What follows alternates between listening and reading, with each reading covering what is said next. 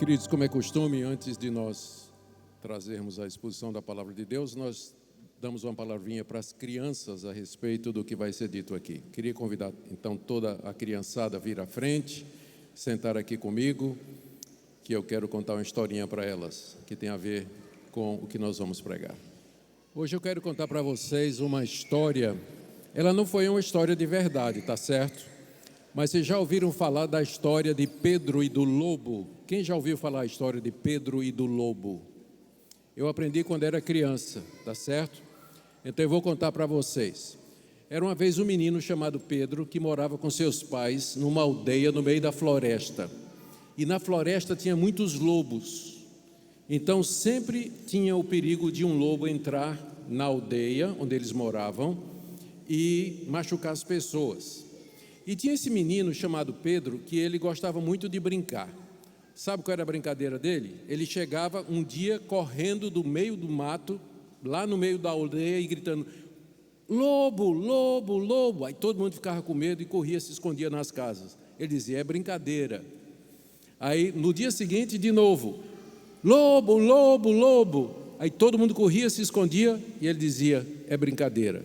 Aí no terceiro dia, quando ele fez isso, o que é que as pessoas fizeram? Ah, é brincadeira. Ninguém acreditou mais nele. Aí quando foi no quarto dia, Pedro estava na floresta. Quem é que vem chegando? Um lobo enorme, preto, a boca aberta, cheia de dente, furioso, rosnando. Pedro saiu gritando, chegou na aldeia e gritou: lobo, lobo, lobo. Quem acreditou nele? Ninguém. O que é que aconteceu? O lobo entrou na aldeia e machucou muita gente. De tanto as pessoas dizerem a mentira, quando elas dizem a verdade, ninguém acredita. Nosso Deus não é assim. Eu queria que vocês entendessem isso. Tem uma coisa que Deus diz na Bíblia o tempo todo, que Jesus é o Filho dele. E Deus diz isso de várias maneiras, 3 maneiras diferentes Deus faz isso. Ele diz que Jesus Cristo é o Filho dele, o Salvador do mundo. E Deus não mente. Quando a gente ouve a palavra de Deus, a gente pode ter certeza de que Deus não está brincando com a gente, mas podemos confiar de verdade, porque o nosso Deus é um Deus da verdade e não é um Deus da mentira. Amém? Vamos orar? Nosso Deus, muito obrigado, porque Tua palavra é verdadeira e nela não tem sim e não, mas sempre o sim em Cristo Jesus. Obrigado que o Senhor não mente, o Senhor não brinca com a gente, mas o Senhor declara toda a verdade e nós podemos confiar no que o Senhor diz. Pedimos que o Senhor abençoe nossas crianças, que elas possam crescer na verdade, e pedimos também que o Senhor abençoe agora a exposição da Escritura em nosso coração. Em nome de Jesus, amém. Vocês podem voltar para o lugar de vocês.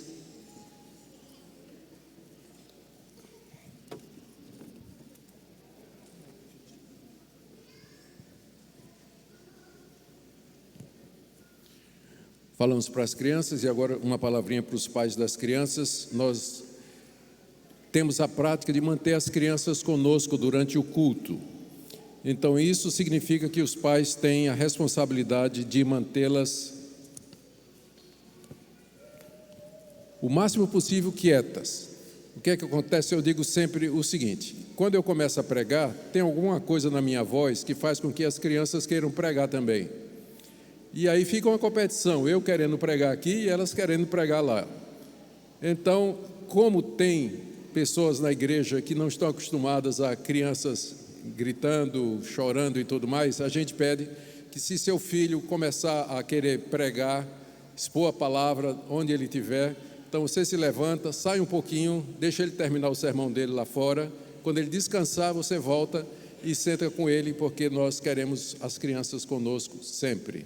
Mas é preciso manter também um ambiente onde as pessoas possam ouvir a palavra de Deus. Queridos, 1 de João, capítulo 5, vamos ler do verso 1 até o 12, dando continuação à nossa série de mensagens nessa cartinha tão querida, amada pelos irmãos.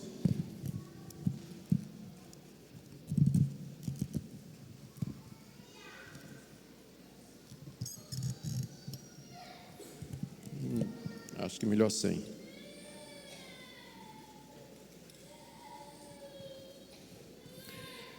1 João capítulo 5, de 1 em diante. Todo aquele que crê que Jesus é o Cristo é nascido de Deus, e todo aquele que ama ao que o gerou, também ama ao que dele é nascido. Nisto conhecemos que amamos os filhos de Deus, quando amamos a Deus e praticamos os seus mandamentos. Porque este é o amor de Deus, que guardemos os seus mandamentos. Ora, os seus mandamentos não são penosos. Porque todo o que é nascido de Deus vence o mundo, e essa é a vitória que vence o mundo, a nossa fé. Quem é o que vence o mundo, senão aquele que crê ser Jesus, o Filho de Deus? Este é aquele que veio por meio de água e sangue, Jesus Cristo. Não somente com água, mas também com a água e com sangue. E o Espírito é o que dá testemunho, porque o Espírito é a verdade. Pois há três que dão testemunho no céu: o Pai, a Palavra e o Espírito Santo, e esses três são um. E três são os que testificam na terra: o Espírito, a água e o sangue, e os três são unânimes num só propósito. Se admitimos o testemunho dos homens, o testemunho de Deus é maior. Ora, esse é o testemunho que ele dá acerca do seu Filho. Aquele que crê no Filho de Deus tem em si o testemunho. Aquele que não dá crédito a Deus o faz mentiroso, porque não crê no testemunho que Deus dá acerca do seu Filho. E o testemunho é esse, que Deus nos deu a vida eterna, e essa vida está no seu Filho. Aquele que tem o Filho tem a vida, aquele que não tem o Filho de Deus não tem a vida. Até aqui a leitura da Escritura, nós já oramos e vamos então para a exposição do texto. Na mensagem anterior, João advertiu os seus leitores sobre a necessidade deles terem discernimento espiritual, porque muitos profetas, falsos profetas, já tinham saído pelo mundo espalhando um evangelho diferente daquele que tinha sido pregado pelos apóstolos de Jesus Cristo. Então, ser crente cristão não significa ser naive, que é a palavra que eu gosto no inglês. Uma tradução seria ingênuo, ou seja, acreditar em tudo que ouve, só porque alguém chega dizendo que é de Deus, que tem um título de pastor ou qualquer outro título religioso, não quer dizer que aquela pessoa seja necessariamente de Deus. É preciso que nós tenhamos discernimento para poder descobrir quem vem falando da parte de Deus ou quem fala pelo espírito do erro, o espírito do anticristo, como nós vimos na mensagem anterior. E João então apresentou alguns testes para que nós pudéssemos averiguar se as pessoas que chegam até nós, elas realmente são enviadas de Deus ou vieram por conta própria ou, pior ainda, movidas pelo espírito do erro, pelos demônios. E nós agora veremos na mensagem dessa manhã como João toma os três testes mais relevantes para descobrirmos a verdade e os coloca juntos nessa passagem. Até aqui ele vinha dando esses testes espalhados pela carta, nos capítulos de 1 a 4. Mas aqui no capítulo 5 ele junta esses testes e termina falando a respeito do testemunho que Deus dá a respeito de Cristo, a respeito da verdade. Então é isso que nós queremos falar nessa manhã e no final fazer uma aplicação para a nossa vida. Vamos começar então vendo de 1 a 5, onde João coloca esses três testes juntos. Esses três testes foram colocados por João diante dos seus leitores, pelos quais eles poderiam discernir o espírito da verdade e o espírito do erro. Ou seja, que critérios eu posso usar para dizer que aquele pastor, ele está falando da parte de Deus ou não, que aquela igreja é uma igreja bíblica, é uma igreja que realmente vale a pena você frequentar, ou se aquele ministério é realmente um ministério voltado para as coisas de Deus ou tem outras intenções. João colocou três testes. E esse procedimento era necessário porque as igrejas às quais João escreveu essa carta, elas estavam passando por esse problema. Pregadores itinerantes estavam chegando nessas igrejas e eles diziam coisas diferentes daquelas que João tinha ensinado, Paulo tinha ensinado, que o próprio Jesus tinha ensinado. Esses mestres, por exemplo, eles diziam que Cristo não tinha um corpo humano real. O corpo de Cristo era uma ilusão tipo assim, um holograma. Se você metesse a mão, atravessava, não era real, mas era uma projeção, o corpo de Cristo. Por que eles diziam isso? Porque na cabeça deles, como é que Deus poderia assumir uma natureza humana? Deus é espírito e a matéria é alguma coisa passageira, inferior. O corpo é material.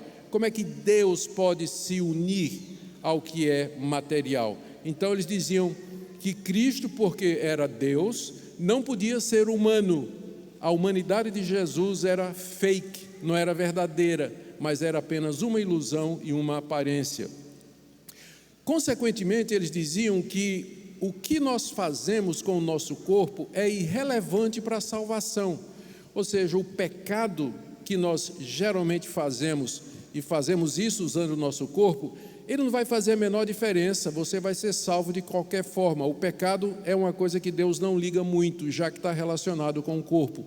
Então, esses falsos mestres permitiam a libertinagem, permitiam que as pessoas vivessem de acordo com seus desejos e suas paixões, dizendo que Deus estava ok com aquilo, não era problema nenhum para eles.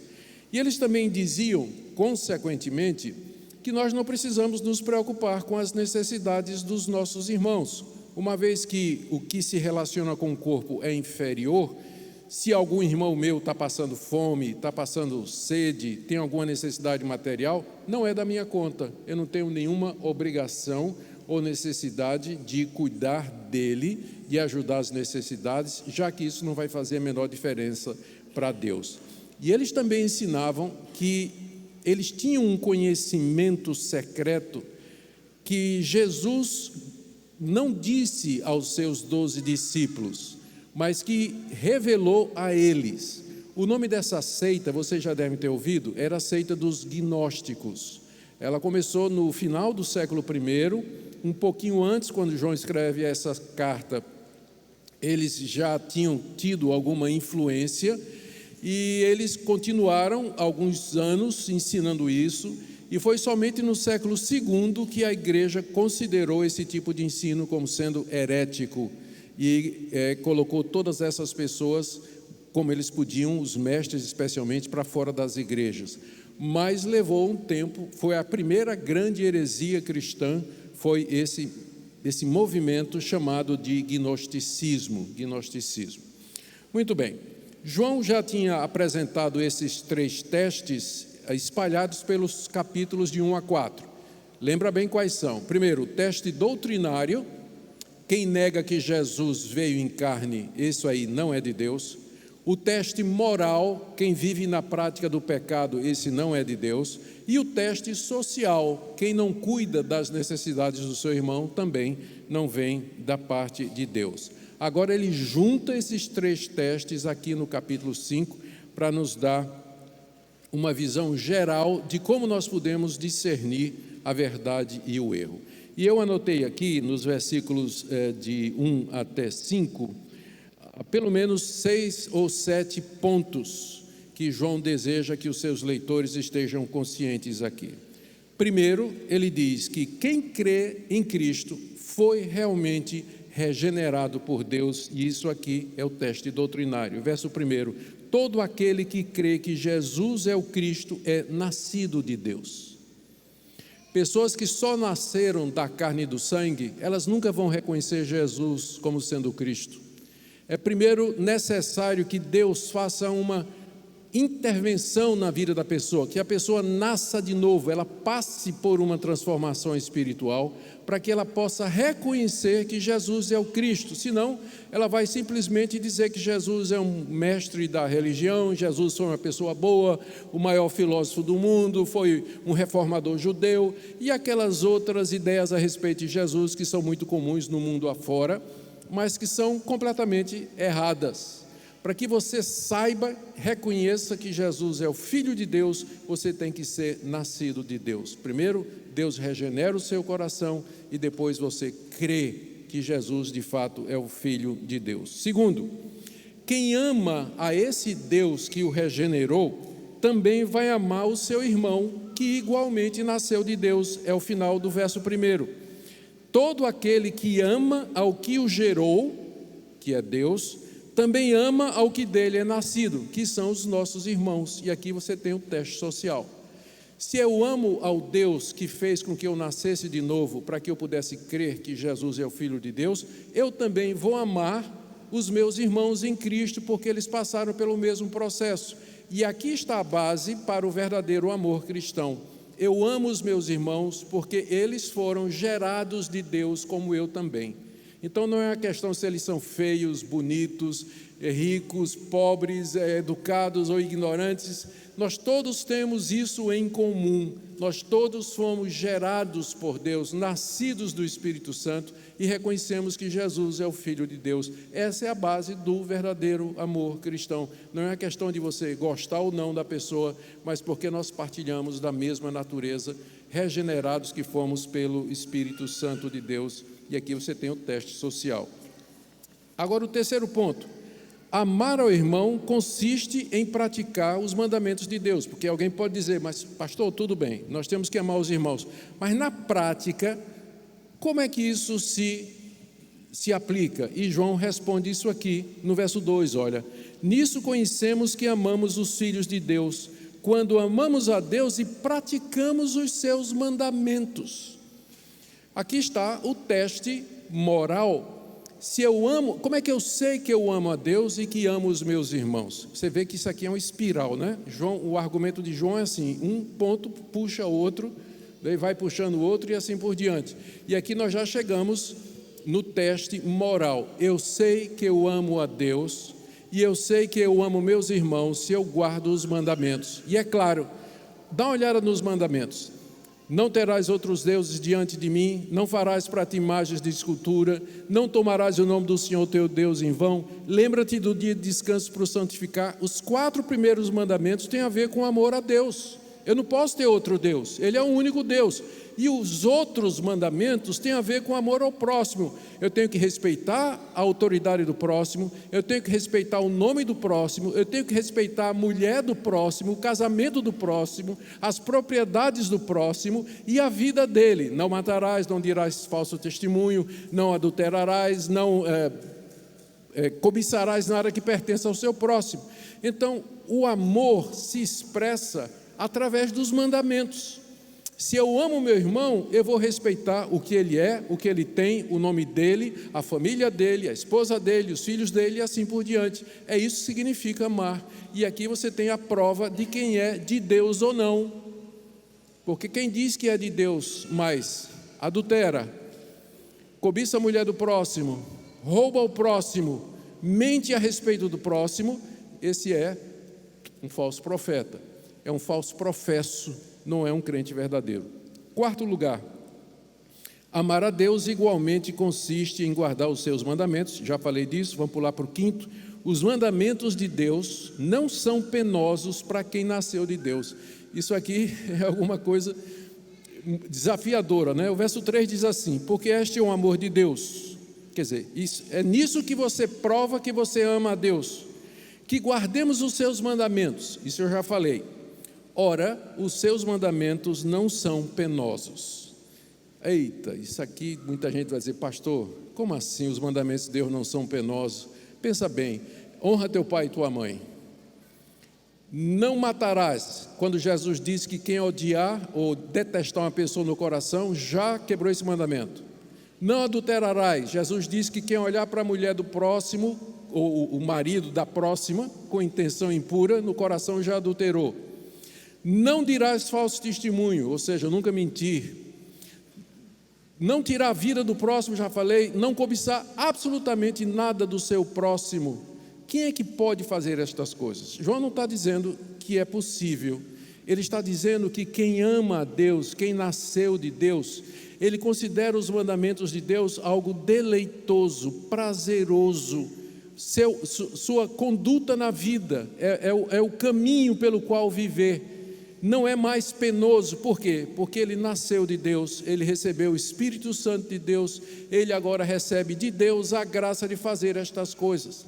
Antes, a lei de Deus é odiosa. Antes de você nascer de Deus, a lei de Deus lhe condena, porque você quebra todos os mandamentos. Mas agora que você foi perdoado, nasceu de novo, os mandamentos de Deus não são pesados. Como disse Davi, como nós lemos no texto, como foi lido no texto aqui pelo pastor Samuel: quanto amo a tua lei, é minha meditação todos os dias. Tenho prazer na tua lei. O que foi que Jesus disse? Venham a mim todos vocês que estão cansados e oprimidos, e eu vos aliviarei. Tomem sobre vocês o meu jugo, porque meu jugo é suave e o meu fardo é leve. Ser cristão e viver de acordo com a lei de Deus não é penoso, é um deleite para o cristão fazer o bem.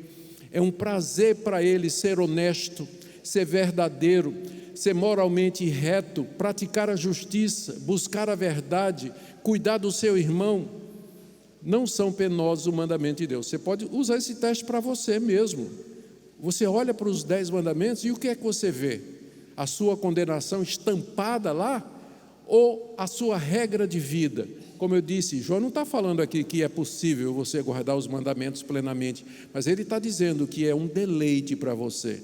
Nem sempre a gente consegue, a gente tropeça, porque somos pecadores, continuamos pecadores, e quando nós fazemos isso, nós ficamos tristes porque quebramos a lei de Deus, mas a lei de Deus em si, para nós, ela não é penosa. Em sexto lugar, João nos diz aí que todo aquele que foi regenerado por Deus vence o mundo. Veja o verso 4.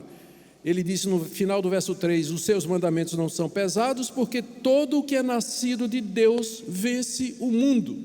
Ele já disse que, nessa carta, que nós já vencemos Satanás. Ele disse na carta que nós já vencemos os falsos profetas.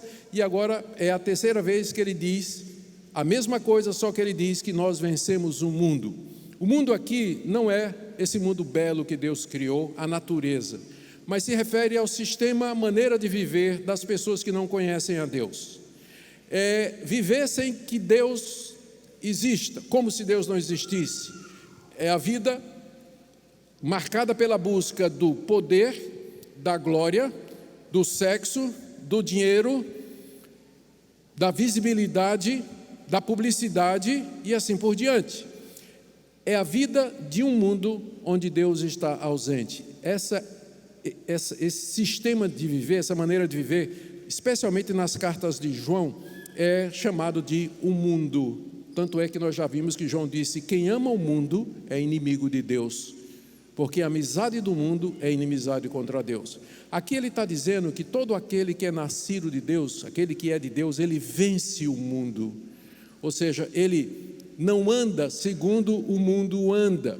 Isso não quer dizer que nós vamos viver numa bolha, porque existe muita coisa em comum entre os verdadeiros cristãos e as pessoas que não são cristãs. Nós trabalhamos no mesmo lugar, nós dirigimos nas mesmas avenidas, os mesmos carros, nós partilhamos nos mesmos negócios, nós vamos comprar nos mesmos shoppings. Então existe muita coisa em comum entre estudantes nas mesmas escolas e universidades. Tem muita coisa em comum entre o verdadeiro crente e as pessoas que não são. Mas o que nos distingue é exatamente esse ponto aqui: a maneira como nós encaramos as questões mais importantes da vida. Como é que eu vou usar a minha vida, de onde eu vim, para onde vou, a razão da minha existência, por que eu vivo aqui. Quem é de Deus vence o mundo, ele ultrapassa essas questões, ele tem significado na vida. Mas tem um outro sentido aqui da vitória sobre o mundo. A Bíblia diz que o mundo está debaixo do juízo de Deus, e que Deus haverá de trazer a juízo e a condenação daqueles que vivem como se ele não existisse. Vencer o mundo significa que você não está mais condenado, que você não será mais julgado por Deus e condenado com os ímpios, que você terá, como nós veremos mais adiante, ao contrário, a vida eterna mediante Jesus Cristo. Isso aqui é mais um dos sinais que João dá do verdadeiro cristão. Sétimo lugar, essa nossa vitória sobre o mundo vem por meio da fé em Jesus Cristo. Teste doutrinário outra vez. Ele diz aqui no verso 4: todo que é nascido de Deus vence o mundo. E essa é a vitória que vence o mundo, a nossa fé.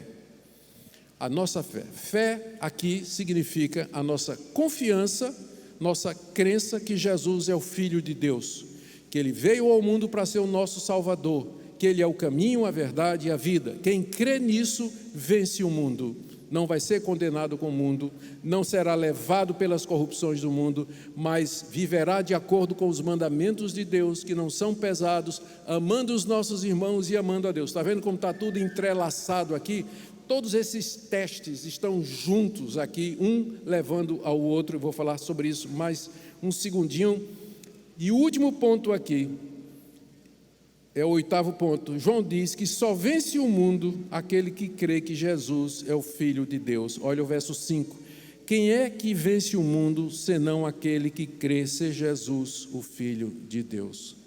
Não há outro caminho, não há outra maneira apresentada na Bíblia para que nós sejamos salvos da condenação do mundo, senão mediante a fé que Jesus é o Filho de Deus. E essa afirmação significa dizer que Ele é verdadeiro homem e Ele é verdadeiro Deus, conforme João vem ensinando nessa carta. Deixe-me fazer algumas observações que considero importante aqui à luz do que eu falei. Primeiro, todas essas marcas do verdadeiro cristão só têm valor se vierem juntas. Então, não basta você dizer assim: eu creio que Jesus é o Filho de Deus e eu quero viver uma vida reta, mas você odeia seu irmão. Então não adianta. Tem que ser as três coisas. Você tem que afirmar que Jesus é o Filho de Deus, que Ele veio em carne, que Ele morreu pelos pecados. Você tem que viver uma vida que não é marcada pela prática do pecado. Eu não estou falando de perfeccionismo, mas eu estou dizendo que sua vida não pode ser marcada pela prática do pecado.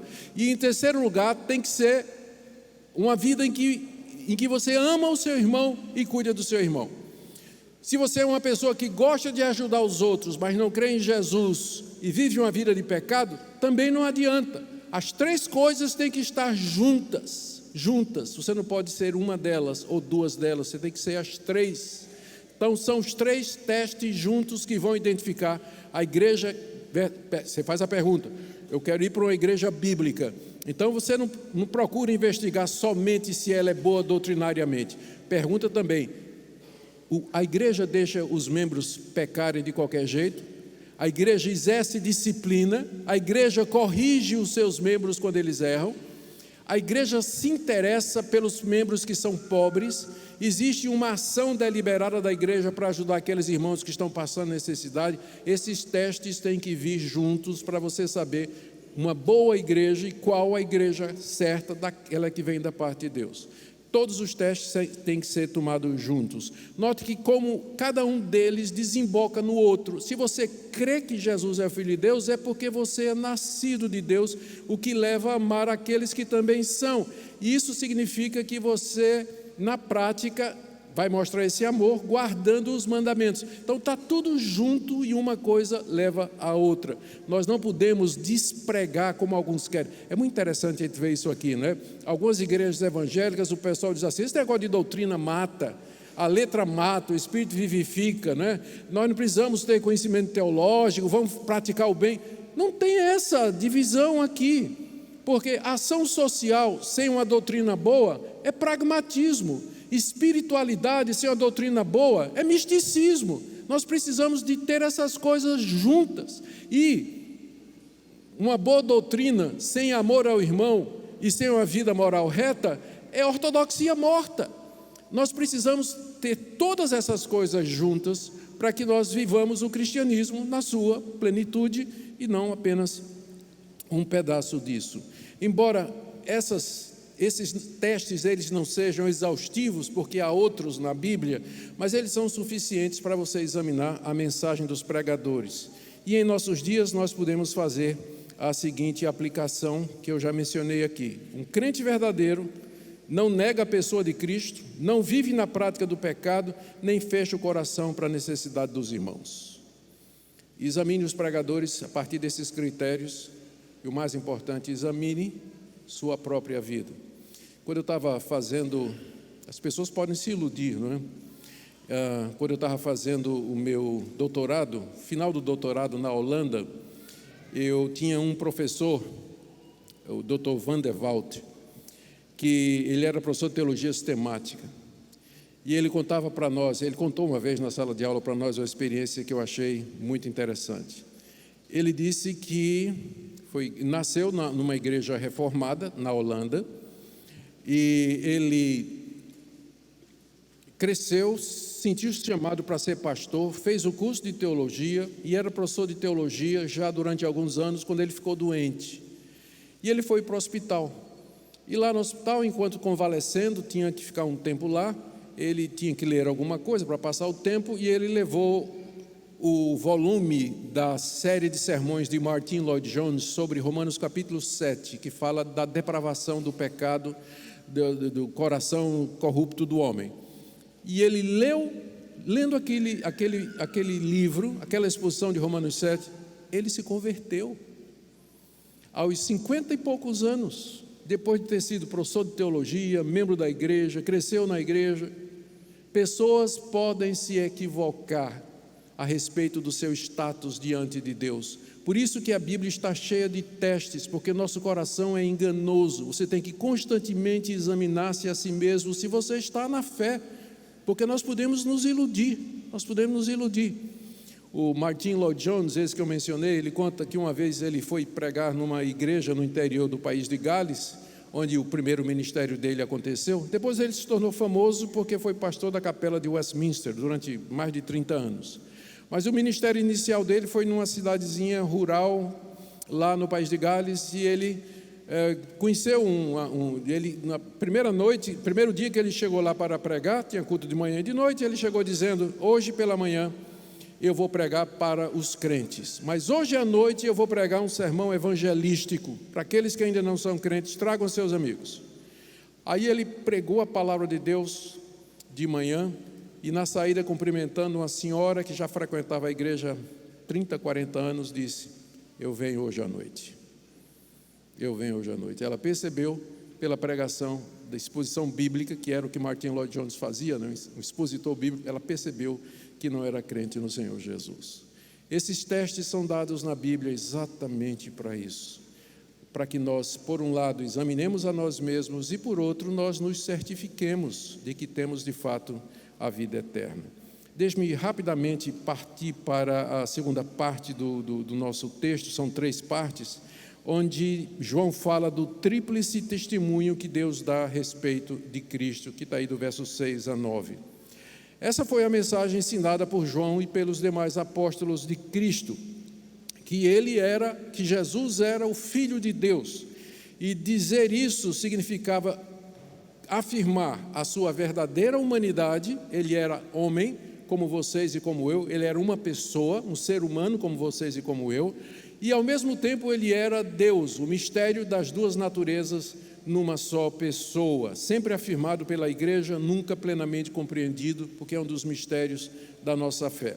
Mas de que maneira isso poderia ser comprovado diante do mundo? João, então, parte do que está escrito no Antigo Testamento. Lá no livro de Deuteronômio 19, verso 15, está dito que pelo depoimento de 2 ou 3 testemunhas se estabelecerá o fato, a verdade. Então, no mundo antigo, do Antigo Oriente, a palavra tinha muito valor. A palavra de 2, de preferência 3 testemunhas estabelecia a verdade. Então, João pega isso aqui e diz como Deus deu 3 testemunhos a respeito de seu Filho Jesus Cristo, para estabelecer toda a verdade. Quais são esses testemunhos? Ele diz aqui no verso 6, este Jesus é aquele que veio por meio da água, primeiro testemunho, e do sangue, segundo testemunho. Jesus Cristo, não somente com água, mas também com água e com sangue. E o Espírito é que dá testemunho, terceira testemunha, porque o Espírito é a verdade. Então, o que é que isso significa? Quando João diz que a água dá testemunho, ele está se referindo ao batismo de Jesus. Quando Jesus foi batizado, Deus do céu disse o quê? Este é o meu Filho amado, em quem me comprazo. O sangue se refere ao fato de que Jesus tinha um corpo real, e que quando o soldado meteu a lança no lado de Jesus, saiu água e sangue, que só poderia acontecer se o corpo de Jesus fosse um corpo real. E o Espírito é o terceiro testemunho, porque pelo poder do Espírito Santo, Cristo ressuscitou mortos, Jesus ressuscitou mortos, abriu os olhos de cegos, curou leprosos, expeliu demônios e fez sinais e maravilhas. O batismo de Jesus, os seus sinais e prodígios e sua morte na cruz são os três testemunhos que Deus dá de que Ele é verdadeiro Deus e verdadeiro homem. Mas não satisfeito com isso, o texto nos diz que João afirma que há três testemunhos no céu também. Três testemunhos no céu. Ele diz aqui no verso 7, pois há três que dão testemunho no céu: o Pai, a Palavra e o Espírito Santo, e esses três são um. Gente, isso aqui é uma passagem um pouco controversa, porque ela não aparece nos manuscritos mais antigos da Bíblia. Tanto é, se você tem a ARA, que é a versão que eu estou seguindo, está entre colchetes. Já quem usa a Nova Almeida atualizada, NVI, NVT, esse texto já nem aparece, porque os editores, os que trabalham com crítica textual, acham que esse texto aqui, três no céu dão testemunho, Pai, Filho e Espírito Santo, não foi João que escreveu. Eles dizem que esse texto tem origem num sermão que Cipriano, o pai da igreja, pregou no século IV, e que um escriba pegou essa expressão, colocou na margem do manuscrito, e na próxima vez que aquele manuscrito foi copiado, jogaram para dentro do texto. Esse texto aparece na Vulgata de Jerônimo, que é do século IV, e desaparece só voltando em manuscritos do século XII. Então existe uma grande possibilidade de que não tenha sido João que escreveu isso que está aqui, mas que entrou no texto durante o processo de transmissão. E aí o que é que nós dizemos diante disso aqui? Eu vou dizer o seguinte, que eu sempre tenho dito. Primeiro, mesmo que não tenha sido escrito por João, nós devemos considerar o seguinte: Deus pode ter usado o escriba para colocar essa verdade no texto. Ou Deus só inspirou uma pessoa. Deus podia ter inspirado um escriba para colocar essa verdade no texto. Segundo, o argumento de João aqui não depende dessa passagem, porque continuam sendo três testemunhos na terra. Mesmo que João não tenha colocado os três testemunhos do céu, ainda assim permanece o argumento dele. E terceiro, a doutrina da Trindade não depende dessa passagem para ser provada. Existem outros textos do Novo Testamento. Bom, como essa versão aparece nos textos mais tradicionais, como a Bíblia que nós usamos, a ARA, eu vou comentar como se fosse parte do texto e como se João de fato tivesse escrito, porque não aparece nos textos mais antigos gregos, mas aparece na grande maioria, 90% dos textos gregos da primeira de João, mas que datam do século XII para cá. Então, são três os que dão testemunho no céu a respeito de Cristo: o Pai, que deu testemunho de Cristo no batismo e no monte da transfiguração; a Palavra, que é o próprio Cristo, que realizou sinais e prodígios; e o Espírito, que capacitou Cristo a realizar essas obras prodigiosas. E no final, João diz assim: e esses três são um. Esses três são um, são unânimes num só propósito. Deus deu testemunho do seu Filho, de que Jesus de Nazaré, de fato, era o enviado dele, o Salvador desse mundo. E agora vamos para a penúltima parte do que nós nós queremos dizer, que é a certeza da vida eterna, que está do verso 11, do verso 9 até... Deixa eu misturar as páginas aqui, está certo. O tríplice testemunho. Tá. Vamos agora para o verso 9 até o verso 11, onde nós temos, o verso 10, aliás, que é onde João menciona as duas possibilidades diante do testemunho de Deus. A linha de raciocínio é clara. Deus deu testemunho a respeito de Jesus: água, sangue, espírito. Todas essas coisas apontam que Jesus é o Filho de Deus. Como é que você vai reagir a isso? Só tem duas formas, você não pode ficar indiferente, são apenas duas maneiras de reagir. Primeiro, verso 9: você aceita o testemunho. Se admitimos o testemunho dos homens, três pessoas, o testemunho de Deus é maior. Ora, esse é o testemunho que Deus dá acerca do seu Filho. Aquilo que nós já vimos. Então, reação número 1. Aquele que crê no Filho de Deus, em si tem o testemunho. Em si tem o testemunho. Se você crê em Jesus como Filho de Deus, Deus vai dizer no seu coração isso. Essa é a forma de certeza de salvação que o apóstolo Paulo menciona em Romanos capítulo 8, e o Espírito testifica com o nosso espírito que nós somos filhos de Deus.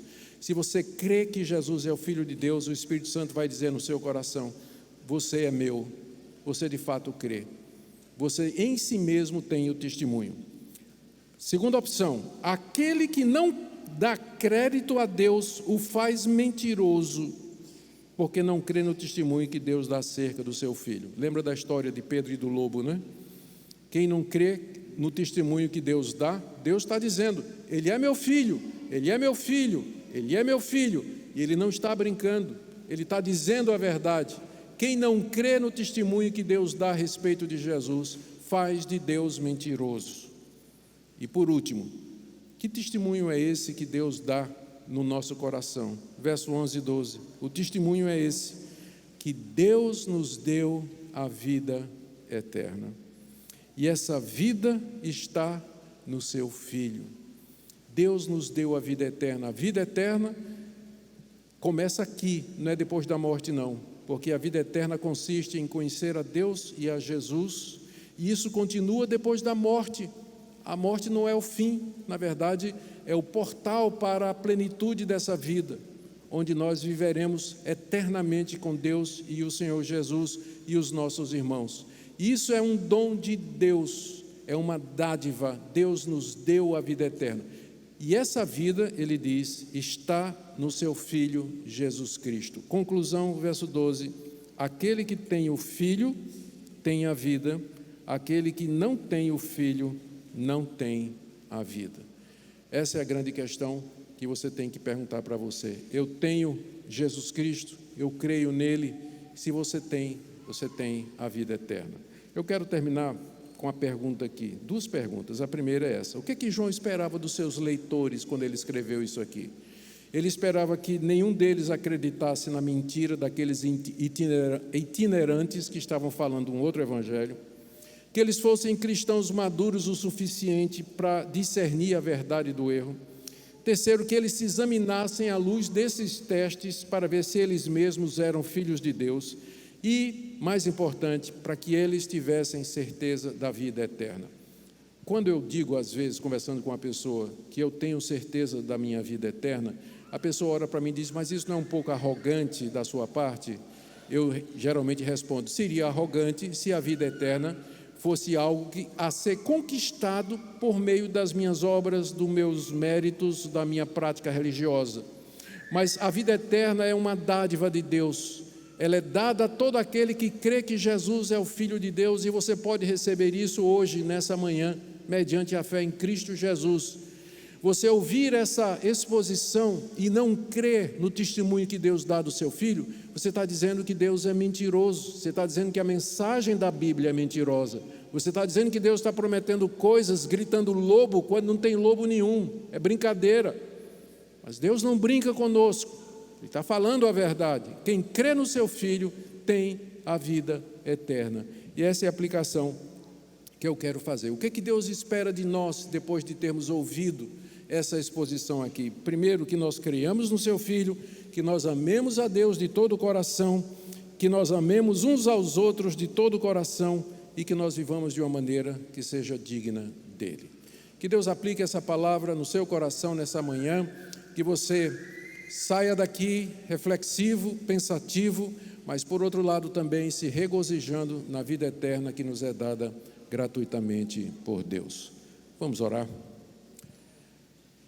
Ó Deus, obrigado pela Tua palavra, obrigado que o Senhor não brinca conosco, obrigado pelo testemunho histórico a respeito de Jesus de Nazaré, do seu batismo, da sua morte, da sua ressurreição. Obrigado pelas testemunhas oculares que escreveram a Bíblia. Obrigado porque essa verdade nos chega até o dia de hoje. Te damos graças porque o Senhor nos dá a vida eterna mediante a fé em Cristo Jesus. Pedimos, ó Deus, que sondes o coração de cada pessoa aqui presente, que o Senhor confirme no coração daquele que crê a certeza da vida eterna. E se há alguém aqui iludido a respeito do seu status diante de Deus, Senhor, nós pedimos que o Senhor fale ao seu coração, que a luz possa brilhar no meio das trevas. Graças te damos por tudo que tu és e tens feito, em nome de Jesus. Amém.